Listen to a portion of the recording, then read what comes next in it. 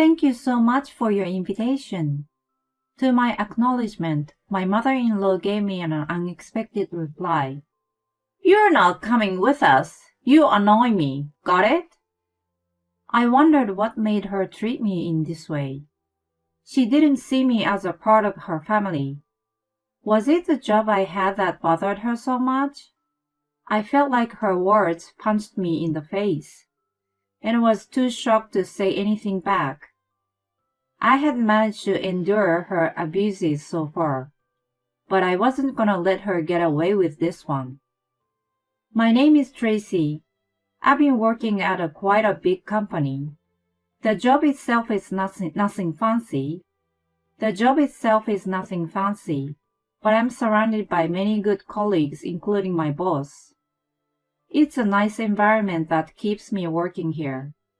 My job gets quite hectic during peak season, but I never felt stressed because my colleagues and I have a good support system, and we work hard as a team. I guess not having a work relationship issue helps me a lot too. My parents have always worried about me working too much. The typical nagging of, "When do you plan to get married?" I always give them the same nonchalant answer. I still don't feel like it, and it's better not to rush into it.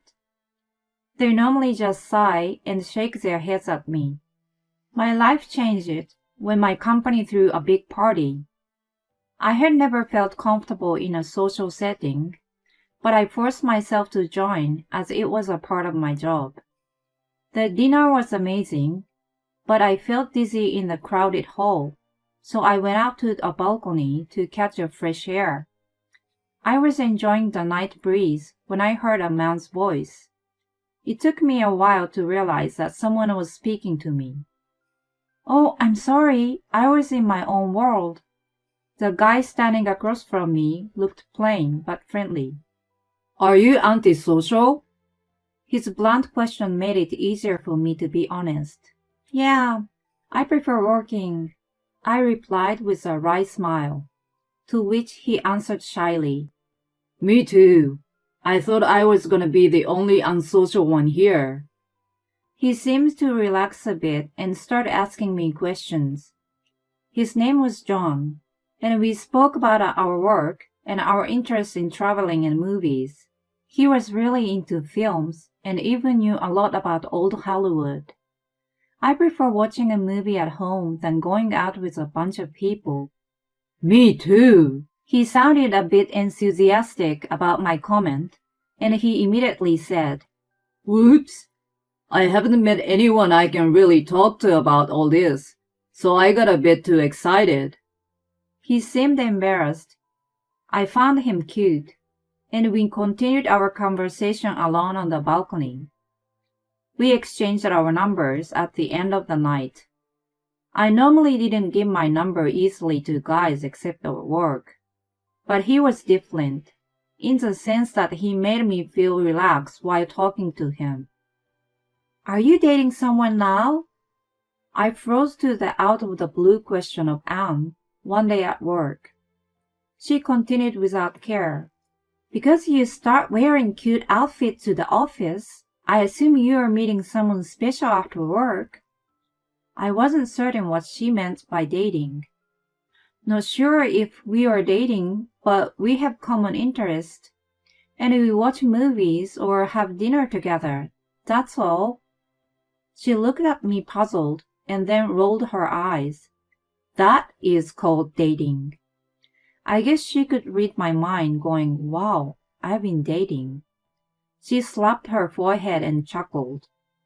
"I'm happy that you're happy." I had been focusing on my job so much for a long time that my dating monitor must have shut down.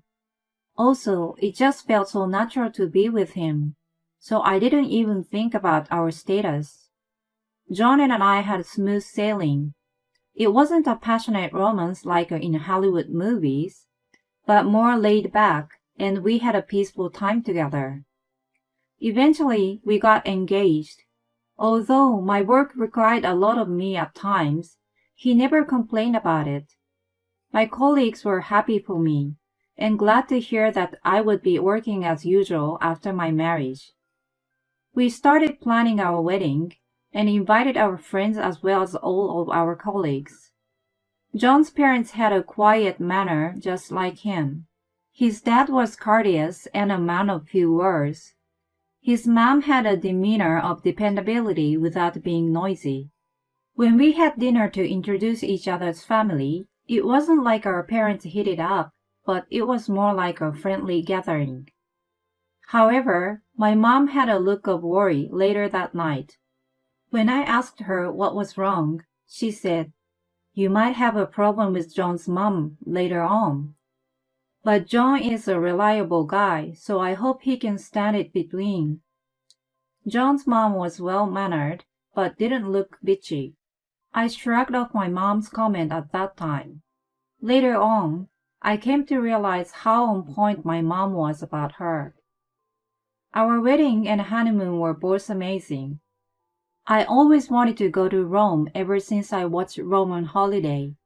We weren't allowed to sit or eat anything at the Spanish Steps where Audrey Hepburn ate gelato, but I was ecstatic just climbing up the stairs, even though we intentionally went there during off-season.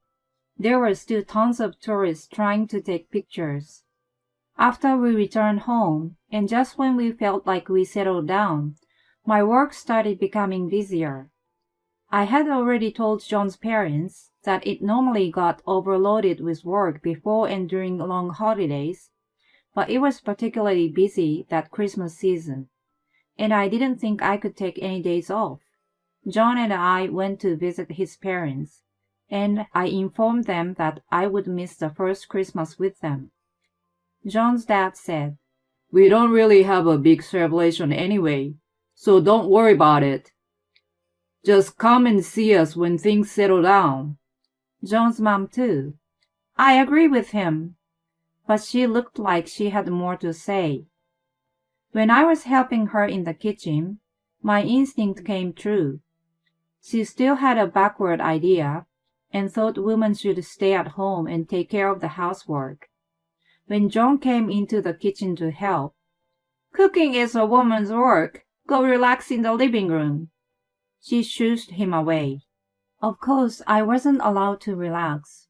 I told myself it was still better than getting all the responsibility dumped on my shoulders. I never imagined the future, where I got bullied by my mother-in-law. She sighed deliberately while cutting carrots. I was obliged to ask, "What's wrong?" She made a low voice, not to let John and his dad hear her.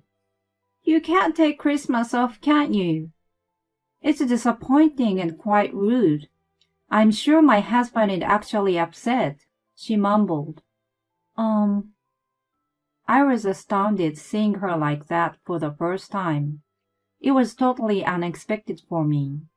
As she kept chopping carrots, she continued with her lecture. "Why didn't you quit such a job when you got married?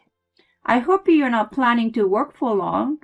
I was fidgety and said, I haven't decided yet. John and I discussed and both of us planned to work for a while. I stumbled. She stared at me displeasingly. "You don't look like a successful career woman. Isn't it rather a good riddance for your company if you quit?" What did she know about me? When my anger started boiling, she was already setting up a table for dinner. Her behavior was back to normal in front of the others.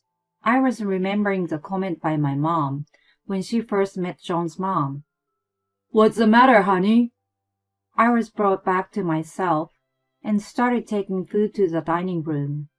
My mother-in-law pretended to know nothing and said, "Are you tired from unfamiliar cooking? I suppose you are too busy with work to cook at home." "Mom, even though she is busy, she cares about the well-being and usually cooks balanced meal. Don't tell me you're bullying her."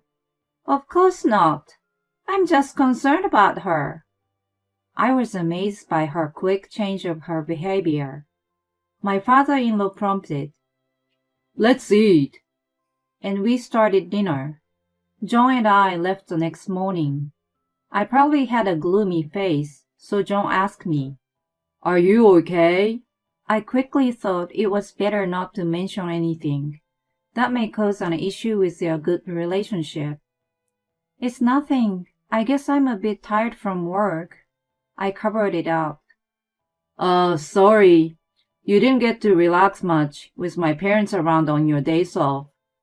I felt even worse to say anything when I saw his concerned face. I didn't want to drag him, a kind-hearted husband, into this. My in-laws and I were never living together nor close to each other, so I only had to deal with her once in a while. It was my wishful thinking. After the last visit, she started calling me once a week. She asked me about John or checked to see if I was slacking on housework. I tried to put not much meaning into her calls, but they eventually started to stress me out. I still wasn't able to say anything to John either. One day, I got a call from her again. As soon as I picked up the phone, she said, "My birthday is coming up next month." I totally forgot about it and said, "Yes, right. What would you like to do?" "I don't need you to celebrate my birthday." She quickly shut me down and kept speaking fast not to let me interrupt. "My husband suggested going for a short family trip." Since I love taking a trip, the second of the word made me excited regardless of what she had said just a minute ago. But my little excitement was short-lived and easily taken away by her. "Thank you for the invitation." "Are you kidding me?" She separated each word to make her comment more sarcastic. "I guess you will be invited as it's a family trip." She sounded irritated. "But you're not coming with us. You annoy me. Got it?" As I was looking for a word, she continued, "I want to go only with my family. There's no place for a daughter-in-law. Make up an excuse, blame it on your work, and just don't join us. I will let you organize a trip, though." I finally had enough and let my anger flow. "I see. Whatever you say." "Watch how you speak to me." It sounded like she was screaming, but I hung up on her. As instructed by her email, I booked flights and a nice hotel for their trip. Of course, excluding me. On the early morning of the trip, I told John that I had to take care of an important thing at work and cancel my flight. He was very disappointed, but, "Well, what can you do if it's work? I will miss you. Let me know if there's anything." He was still sweet. I felt a little bad about this trip, which was to be my retaliation against my mother-in-law. Of course, I felt bad only for John. I did go to work, as I said. I thought about going somewhere alone, but I figured that I would start thinking negatively the moment I had free time. It was actually better to keep myself busy at work. I had no time to wonder what John was doing. Besides, my assistant made a huge mistake on this day. Everyone, including me, was running around to fix the problem, and I didn't even have time to send a text to John. When we finally finished working, it was dusk outside. "Phew! Well done, Tracy. It's so late. Is your husband okay?" "Yeah, I already told him I might be quite busy today." I was so relieved to finish that I was smiling broadly. Then I remembered to check my phone to see if there was any messages from John. There were several missed calls and texts on my screen. They were supposed to come back the day after tomorrow. When I was reading my text, my phone suddenly vibrated. I ran out to the hallway and answered the phone. "You need to explain this whole thing. What have you done?" My mother-in-law screamed so loud that her voice must have been heard from inside the office. "Calm down. Please lower your voice. I'm still at work." She didn't care and kept screaming hysterically. Anne poked her head out of the door, but as soon as she saw me, she sensed something and closed the door. "How the hell do you know the GM of this hotel?" my mother-in-law shouted.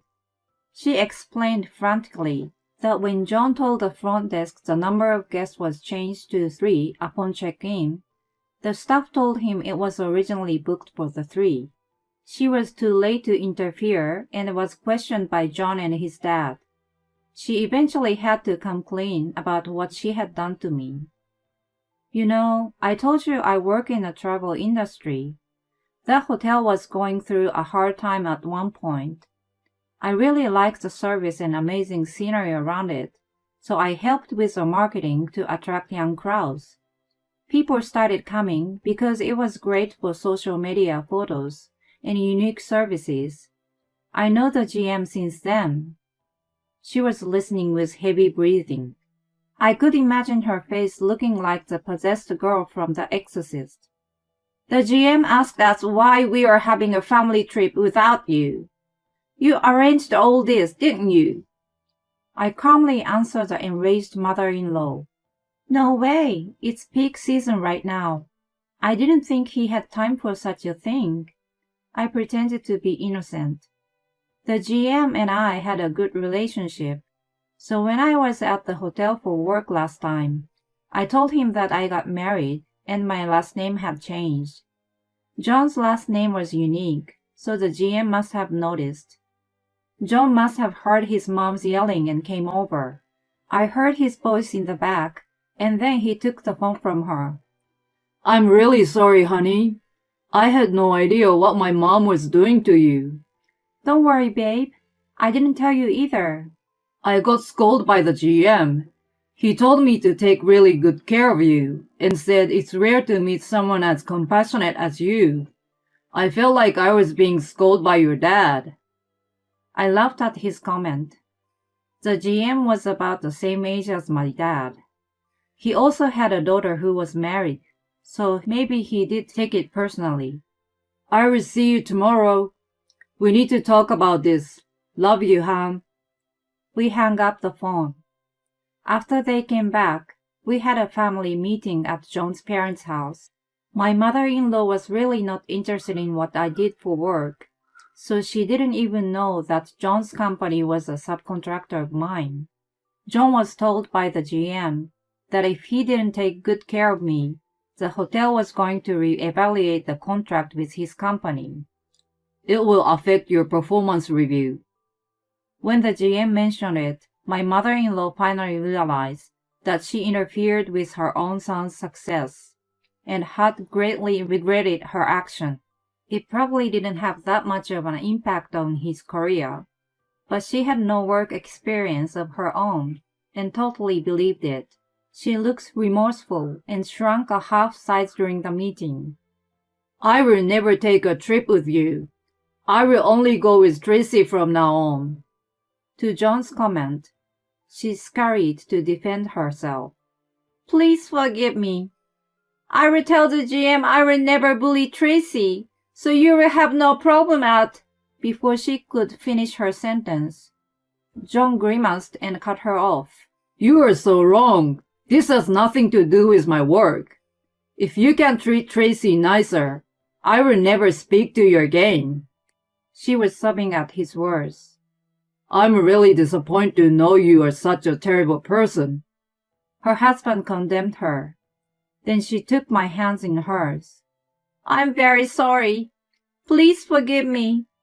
I will never do such horrible things." Honestly, I wasn't convinced by her words. "We will see from your action from now on. I've been too oblivious. I will keep my eyes on you now," John said in an authoritative tone, and then he turned to face me. "I'm sorry again. I'm not gonna let her do whatever she wants from now on." He held me tight in his arms. "I apologize too. It's unbelievable what she has done." My father-in-law too gave me a warm hug. I was overwhelmed with a feeling of relief. Since then, my mother-in-law stopped criticizing my work and making a call just to tell me some sarcasm. All contact had to go through John, and no more complaints about when I could and couldn't visit. I even thought she started to respect my work.